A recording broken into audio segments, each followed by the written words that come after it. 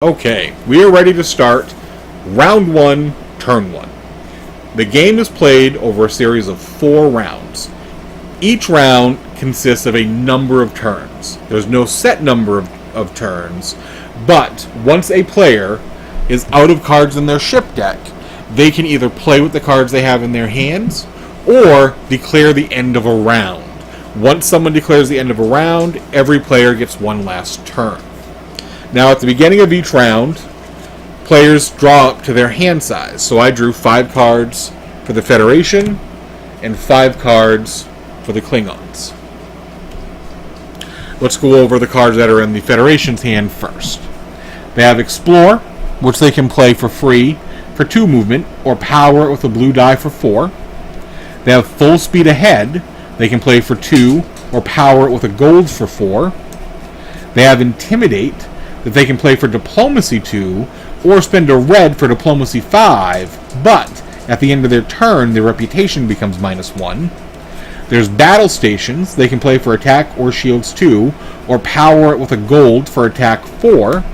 And Improvise, that they can play and discard another card for Move 3, Diplomacy 3, Attack 3, or Shields 3, or power it with a purple to discard 2 cards for Move 5, Diplomacy 5, Attack 5, or Shields 5. So, because it's the first turn of the first round of the game, we start on the wormhole space. Now, I want to get the Enterprise to the outpost because I want to recruit from the recruitment deck. Now, we should have done this in setup, but what the recruitment, they call it the recruitment offer, is made up of 2 cards plus 1 card for every player. So for us, it's 4. Normally you'd have these spread out underneath the cards here, but because we're working with a premium of space, I'm just going to keep them in a stack. Now, to get to this outpost, I need to generate 6 movement. You can see there's 3 empty spaces, and each empty space costs 2 movement. Now, thankfully, I have... And you can play any number of cards to get that. And there's a number of ways that we can get it. For instance, I could play Explore for 2, and then you can play any card sideways to generate 1 movement. You can play any card sideways to generate 1 movement, 1 Diplomacy, 1 Attack, or 1 Shields. So you can play a card sideways for any of the 4 things you can generate. So I could play this for free for Move 2, and then play my other 4 cards to generate the 6, or I could play this and power it with a blue die from the Data Core for Move 4, and then play 2 cards sideways for 6, or play it and power it with the blue die for 4, and then use Full Speed Ahead to generate the other 2. Now, I could have also played Full Speed Ahead and powered it with this gold die, and then played this for Move 2. And now keep in mind, you can't use 2, so I would have had to use this card, power it with the gold die, then use that for Move 2. It doesn't really matter. For me, I'm going to do it the other way because there's a lot of blue on there, and I'm going to try to get some variety of data. So we're going to power this at blue for 4, and then play this for free for 2. So we've generated 6 movement to go 2, 4, 6. Now we're at an outpost. There is an outpost reference card which details what you can do at an outpost. At an outpost, crew with the outpost icon can be recruited here. You can repair or heal. You may buy 1 point of repair or heal for 3 diplomacy here. And you can subjugate. You can subjugate an outpost during another player's turn. You can only subjugate an outpost once between each of your turns. If you do, draw 2 cards and gain reputation -1. So we want to recruit. So we're going to look at the recruitment pool and see if anybody has an outpost icon. Now you see Dukat does not. He's got, I think those are Cardassian space stations. Riker has a space station and a planet. Weyoun has a space station and a planet. Dunatra, however, has a space station and an outpost. So we can recruit Denatra. Now, even though she's a Romulan, we can still recruit her. Keep in mind, we're in an unexplored region of space. There are no rules here.